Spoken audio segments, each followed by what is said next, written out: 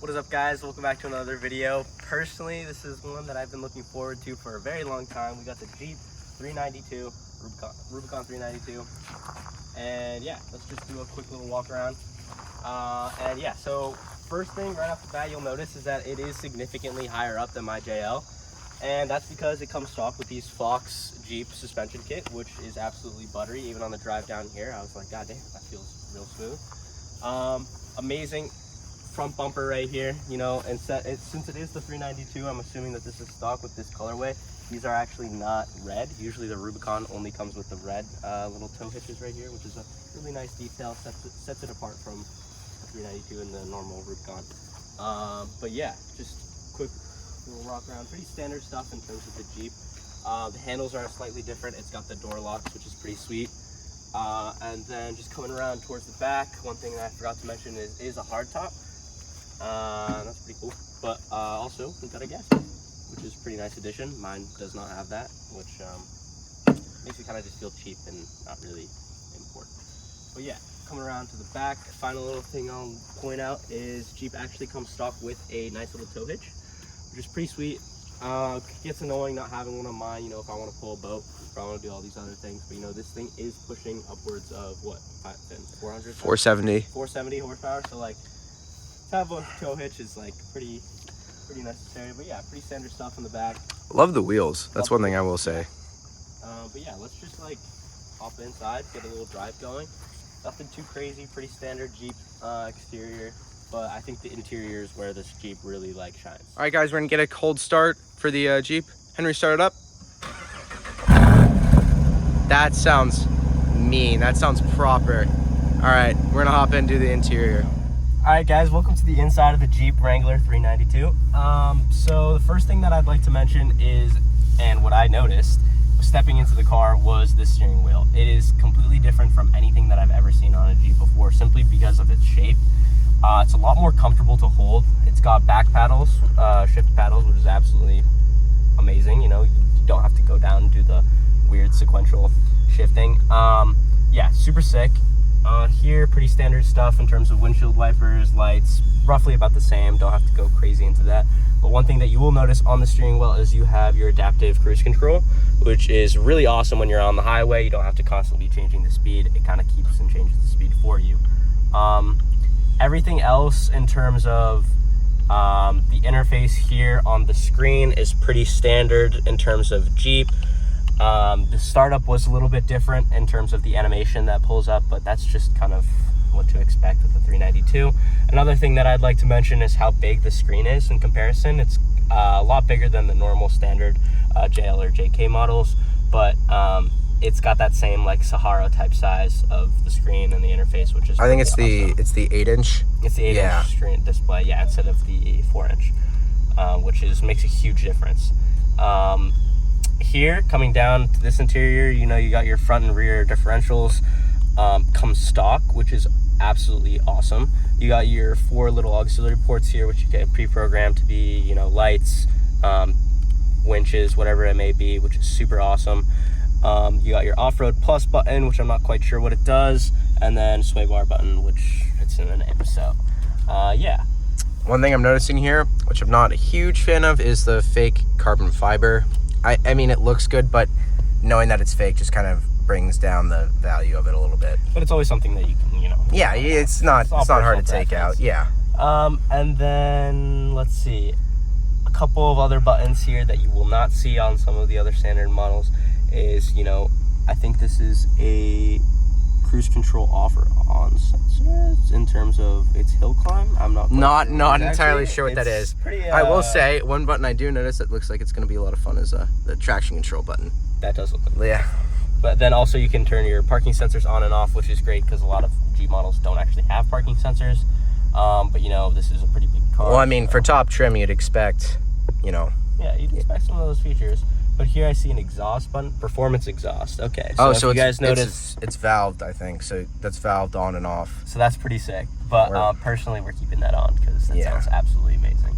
But yeah, here a lot of the same stuff in terms of your 4 high part time, neutral, and 4 low. So yeah, those kind of shift just like any normal standard Jeep. You know, same type of dual glove compartment, super awesome. And then, yeah, what else do we got here? I think that's about it in terms of the driver's seat. So let's just get it on the road. Yeah, pretty standard Jeep. All right, guys. Had a little fun there going up the street, not gonna lie. Performance exhaust, like, sounds absolutely buttery. But, Hold on, we should probably roll up the windows. oh, true. I got So it. you can actually, like, hear me speak. Just for a decent... Oh, it feels absolutely amazing. So first thoughts, you know, first couple First seconds. thoughts, right off the bat, it is smooth. So much smoother than your stock JL and JK models. The suspension quality is really there. Brakes feel like, oh my god, quality. Launch just feels so much better. The exhaust sounds just amazing. It really feels alive. You know, I feel a little less planted, I will say that. I think that just comes with how high it is. Spatially, it feels about the same, but there is quite a little bit of sway compared to my other one. I think that it's a lot more smooth of sway, which I guess you could say is a good or bad thing. What is sway, just to clarify for... The body is just rolling. It turns body roll, yeah. I just feel far less planted, but at the same time, I feel more planted, if that makes sense. Like, I feel like I could very confidently go over bumps, but I don't feel planted. So on the road, you're saying it's not? On the road, no. In terms of going off when I was on the gravel road, We're behind the student driver I here. felt great. But yeah, a little bit annoying, but I don't know. In terms of feel of the steering wheel and its pull is definitely there. I think it feels like if you had a normal Jeep in terms of the later 2015 models, kind of going up towards the 2016, 2017, 2018, up even into the 2019, 2020, you're gonna get a lot worse drive quality. I'd say once you get into the 2020s and up, they start to feel a lot more smooth. So this is a 2021, if I'm not mistaken. 2022, I think. 2022? Yeah. So that's where I just feel like you feel the engineers really doing something right in terms of how planted and nice it feels. I will say, as a passenger, like, I don't really feel... I mean, it's not driving, but it feels planted enough. I don't feel like too much body roll, but... We're also not in super high speeds, which is... Yeah, I feel like with these off-road tires on the highway, it might not be the best daily driver choice. I feel I would get significantly more, you know, if anybody's familiar with the Jeep, you know about the death wobble.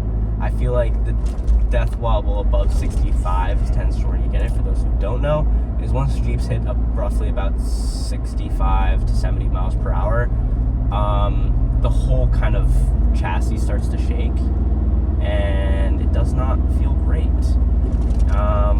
I feel like because of how loose the suspension is, once you get up to those higher speeds, it's going to be just that much more present. Nico in the back, he daily drives this a lot more than I do.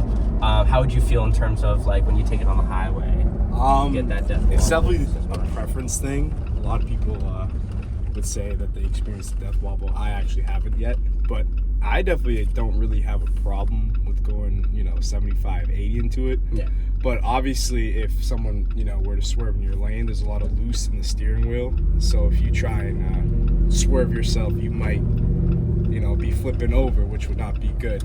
So, I mean, it's not a car that you want to take on long trips, especially with how bad the gas is. The gas gets around, I think right now I'm getting around 11 miles per gallon, which is not good at all. But at the same time, you keep this as a fun car, right? I hope to get another car. This definitely is killing me on gas, but I do enjoy driving it to school wherever I go. So And it feels nice on the highway too, right? Like I personally, like, I drive my Jeep on the highway all the time, and I don't mind the oh shit. Like even right there, like going up to these lower speeds just feel absolutely amazing. Like I barely pressed on the gas pedal and I was already able to catch up to these cars that were a lot faster than I was. Damn. And this is premium gas, Yeah, assume? Yeah. Oh shit. It holds 21.5 gallons, which is, you know, it's good, but it's like It's expensive. it's expensive. Also, you're on 35-inch tires. This is a big car, huge car. Yeah. All right. Well, I think we'll get me in the driver's seat, Yeah. get some thoughts, and then we'll wrap it up with our final. Are you filming? Yep. Alright, so, first thoughts. This thing is amazing, dude. I cannot sing this thing's praises enough, bro. Like, it is an absolute beauty. Now, brakes are amazing. I mean, we just a little hiccup there earlier, but the brakes on this car, absolutely amazing. 5,000-pound vehicle stopping like that. Incredible Jeep. Thank you for putting those brakes on this car. Another thing, right off the bat, paddle shifting this car, again, it's a standard 8-speed auto, so it's not like it's shifting like lightning, but it does make it a good bit of fun, for sure. But just, it is a little bit, like there is some play in the wheel, like I'm doing this and the car's not really moving, so that's to be expected. It's a big Jeep with these big knobby off-road tires. It's not exactly known for performance, and speaking of performance, I can't really go very fast. We're stuck behind a Prius, but you know, what can you do? This car is just, it's just great. Like I was getting in this car, I was like thinking like, you know, I'm gonna have a positive view, but I'm not gonna love driving it, but I was so wrong. This thing, the exhaust is just, listen to that. It's just amazing. Like, it's just, everything about this car just works perfectly. And off-road, I know this thing will be a blast, but you know, for daily driving, it doesn't seem necessary, but you want it, right? Like, nothing about this car makes sense. You don't need this kind of engine in this car. You don't need any of it, but you want it so bad because it's so good. And that's just my thought. Like, that's just what this car is. It is everything you don't need. Nobody needs this car. Nobody needs this car, but you want this car. You want it. That's why I love this car. I'm gonna roll up windows here so we can get a little bit better audio quality. But that's just about it. I mean, okay, like it can't be fair. There are some downsides. I don't love this. I don't love Jeep's infotainment system. It's not bad, but it's not my favorite. Again, gas is like, good luck, right? Like, you're not, like, gas mileage on this, trying to save gas just isn't gonna happen. But just overall, like, everything about this car just, it It's doesn't sweet. make sense if you want it. And I think honestly, the 392 is good enough. I feel like some people are gonna be here and they're gonna be like, oh, we want a Hellcat motor in it. Well, this car is more than enough. And honestly, a Hellcat motor in this car with these tires, I'd be scared to death. Yeah, no. I would hate driving it because, yeah, sure, it's cool to like stamp one pedal and stamp the other, but you know, like, I'd worry about spinning out or fishing out every time I did it because it just, the car just feels so, like, it's just Completely within the legal limit. holy crap, dude. That is seriously good fun. And you know, it doesn't even feel that bad. It's reasonable. It's not, sure, it's not as comfortable as if I was doing that in a Lamborghini or, you know, like a Ferrari or something like that, but, or even like, you know, my car, but it just, the torque is just there. And it's quick too. And that naturally aspirated power, you don't wait for power, you know, it's not like a turbo car. It's just there. There's constant torque. Listen to that. All right, well, that's about enough of my thoughts on this car. I think we should get back. We'll get our final reviews going, but this car is amazing. All right. All right. You Oh, guys. we're already rolling. Cool. I'll just All cut right, it. yeah, so final thoughts.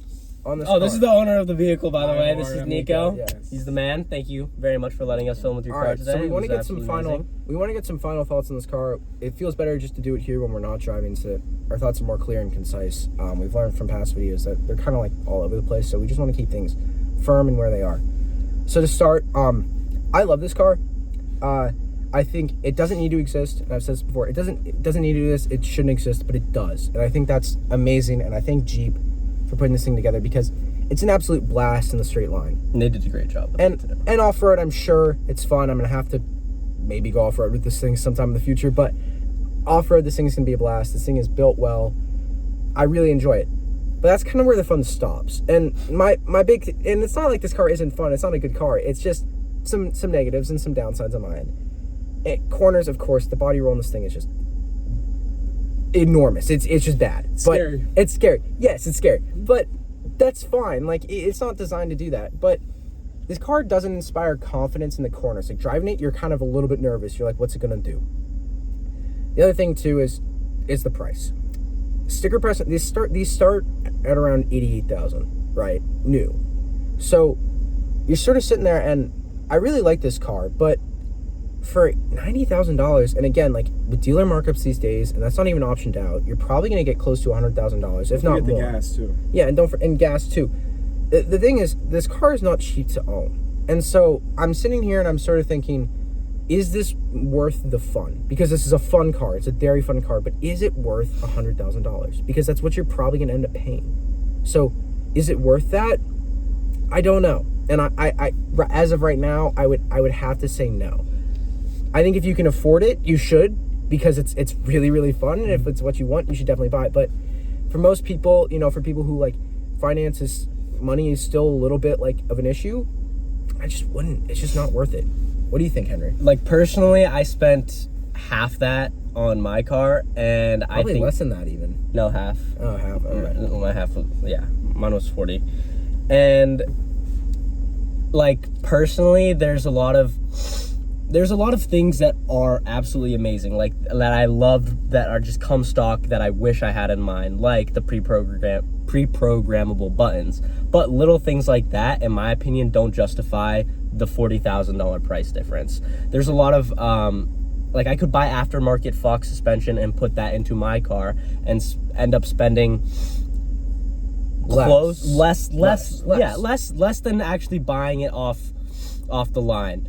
And like, I just think that I could build up, you can definitely build up a lower model Jeep to be able to fit this. But if you don't necessarily want to, you know, have that like large portion of time in between when you have it as a very capable off-roader to not having it as a very capable off-roader, then definitely it's worth the high sticker price tag. If you just want to buy a car off the lot, completely ready to go, spend the 80 grand. Yeah. It doesn't, like, it's not worth buying the $40,000 car and then having to spend just as much trying to make it the same. If you think about it too, it's not like this is super different from a standard Rubicon. I mean, of course it's different. It's got the V8 and all that, but obviously it's got better suspension, but how much different? And the Rubicon, really, you're paying probably, I think it's like, what, around like 60, 65? Yeah, it's so this is 20 grand more.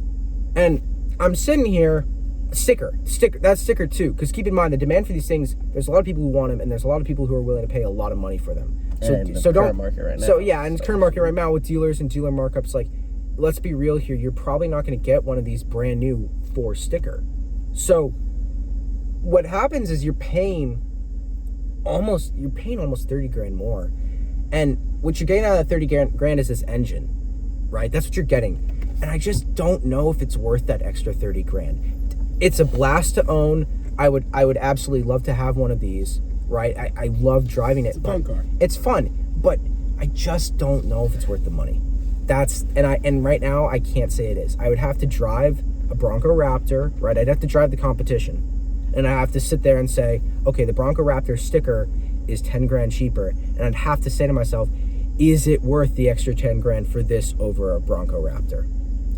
But if Henry, if you don't have any more thoughts, that's gonna wrap up our video. Yeah. It's sad to end it on somewhat of a sad note where we don't really say that this car is worth the money, but Don't get me wrong. If you It's have a lot the of money, fun. if you have, look, if you can afford it, yes. But if buying this car is going to be a bit of a financial strain, I just wouldn't do it. Don't do it Wouldn't do it. Nope.